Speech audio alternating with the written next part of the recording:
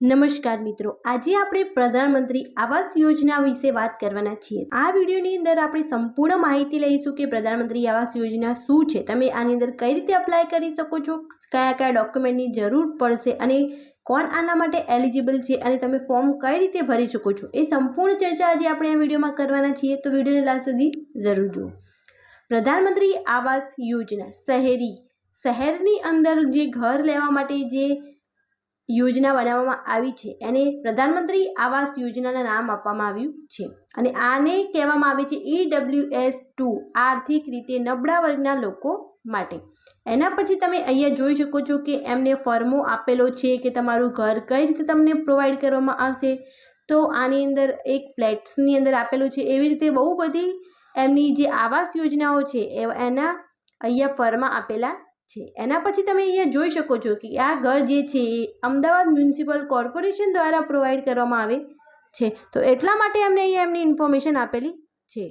અહીંયા નીચે એમને બધી જ ઇન્ફોર્મેશન આપેલી છે કે જગ્યાનું નામ, તમને કઈ જગ્યાએ આ ઘર જે છે એ પ્રોવાઈડ કરવામાં આવશે પ્રધાનમંત્રી આવાસ યોજનાની અંદર। તો અહીંયા જગ્યાનું નામ આપેલું છે કે નરોડા પાસે TP71માં તમને ઘર પ્રોવાઈડ કરવામાં આવશે અને આવા આવાસોની સંખ્યા જે છે એ રહેશે 400, જ્યારે બીજું છે એ TP121 નરોડા જે છે એનું આવાસની સંખ્યા જે છે એ રહેશે 255। એના પછી TP333 ગોતા FP, તો આની અંદર પણ જે ઘરો છે એની સંખ્યા રહેશે 400। આની અંદર ટોટલ 1055 ઘરો તમને પ્રોવાઈડ કરવામાં આવશે।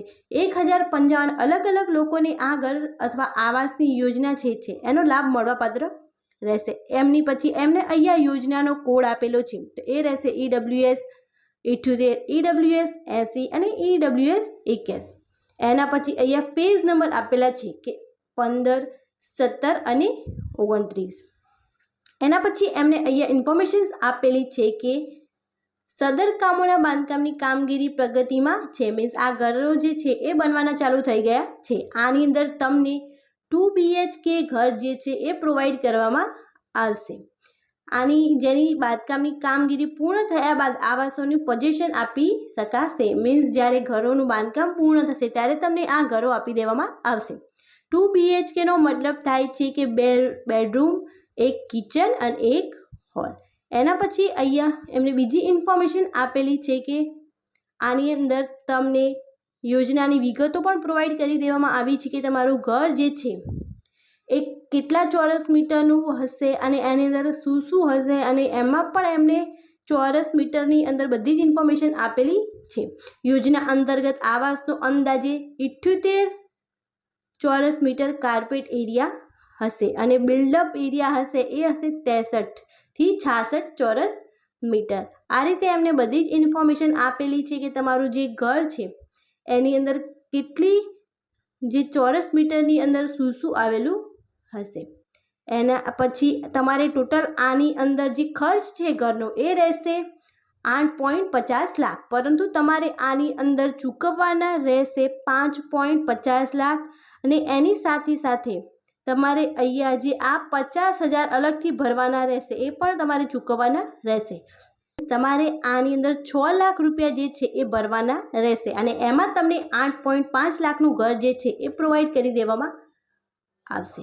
એના પછી એમને બધી જ ઇન્ફોર્મેશન આપેલી છે। તો આ PDFની લિંક પણ અમારી ટેલિગ્રામ ચેનલમાં તમને મળી જશે અને PDF પણ મળી જશે। તો ટેલિગ્રામ ચેનલને પણ જરૂરથી જોઈન કરો અને અમારી યુટ્યુબ ચેનલને પણ જરૂરથી જોઈન કરો, જેથી તમને આવી યોજનાઓ અને આને ફોર્મ કઈ રીતે ભરવું અને જે પણ પ્રોસેસ હશે એની સંપૂર્ણ માહિતી મળી રહેશે।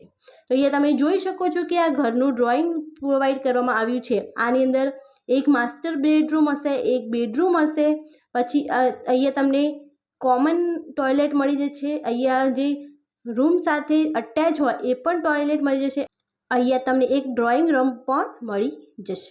એના પછી એમને અહીંયા કાર્પેટ એરિયા ટેબલ પણ આપેલું છે કે લિવિંગ રૂમ કેટલા કાર્પેટ એરિયાનો હશે, પછી કોમન ટોયલેટ છે એ 1.75 કાર્પેટ એરિયા સ્ક્વેર મીટરમાં આપેલું છે। એના પછી બેડરૂમ આપેલું છે 6.37 સ્ક્વેર મીટર, માસ્ટર બેડરૂમ જે છે એ 8.25 સ્ક્વેર મીટર, એના પછી attach toilet 1.79 square metre, kitchen 5.17 square metre, wash area 1.77 square metre, puja store 0.38 square metre અને passage 0.83 square metre. Total 38 square મીટરનું જે છે એ આ ઘર બનાવવામાં આવી રહ્યું છે.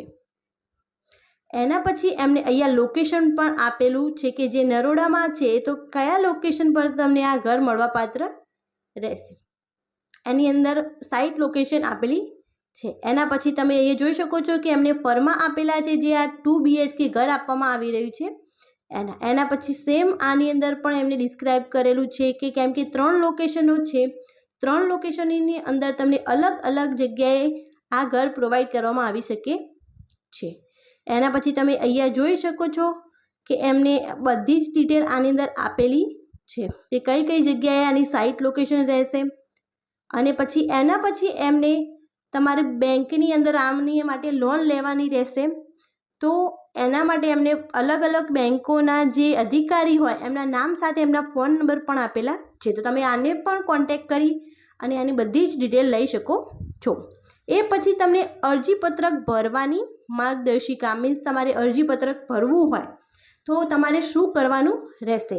તો આ ઓનલાઈન ફોર્મ જે છે એ તમારે AMCની જે વેબસાઇટ છે એની અંદર ભરવાનું રહેશે. તો આની અંદર પણ આપણે વિડીયો બનાવવાના છીએ કે તમે કઈ રીતે ફોર્મ ફિલ કરી શકો છો. તો ચેનલને સબસ્ક્રાઈબ કરી અને બેલ આઇકન જરૂર દબાવો, જેથી જ્યારે નવો વિડીયો આના રિગાર્ડિંગ આવે તો તમને સૌથી પહેલાં અપડેટ મળી રહે.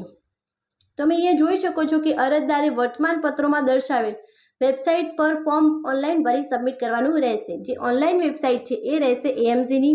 તમારે વિડીયો કઈ રીતે ભરવો અને ઓનલાઈન વેબસાઇટ કઈ રહેશે એ સંપૂર્ણ માહિતી તમને પ્રોવાઈડ કરવામાં આવશે.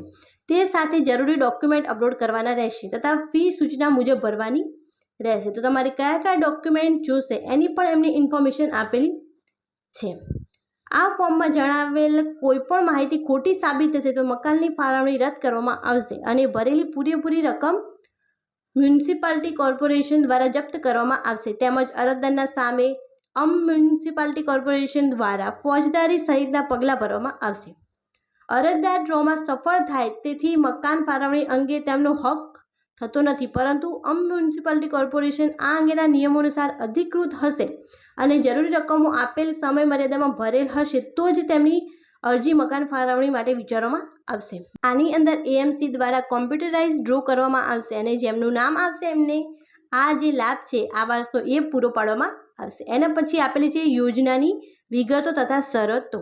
અરજદારે અરજી ફોર્મ સાથે ડિપોઝિટની રકમ ₹7,500 ભરવાના રહેશે. મકાનની કુલ કિંમતમાં ઓછામાં ઓછા 20% રકમ અરજી સાથે ભરપાઈ કરેલ ડિપોઝિટ બાદ કરતાં બાકીની રકમ ડ્રોમાં સફળ થાય બાદ મ્યુનિસિપાલિટી કોર્પોરેશન જણાવે ત્યારે અરજદારે 3 માસમાં અચૂકપણે ભરવાની રહેશે. ત્યારબાદ બાકી રહેતી 80% રકમ સરખા 10 હપ્તા અંદાજે 1 વર્ષમાં તમામ 80% રકમ થાય તે રીતે સમયાંતરે અમદાવાદ મ્યુનિસિપલ કોર્પોરેશનમાં જમા કરાવવાના રહેશે. તે ઉપરાંત છેલ્લા હપ્તા સાથે મેન્ટેનન્સ, ડિપોઝિટ તથા અન્ય ચાર્જિસ પણ ભરપાઈ કરવાના રહેશે. અરજદાર દ્વારા 20% રકમ જે બેંકમાં ભરેલ હોય તે જ બેંકમાં બાકીના 80% રકમ ભરવાની રહેશે. મીન્સ તમારે એક જ બેંક એકાઉન્ટ રાખવાનું રહેશે જેની અંદર તમારે આ બધી જ ડિપોઝિટ જે છે એ ભરવાની રહેશે.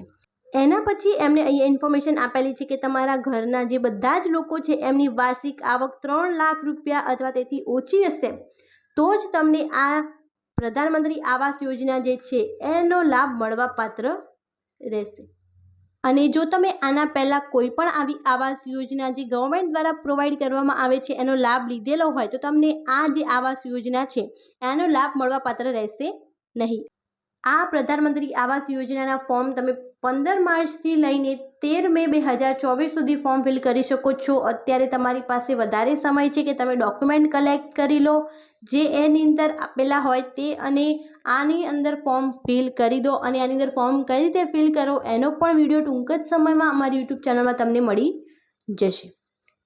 Thank you so much for watching.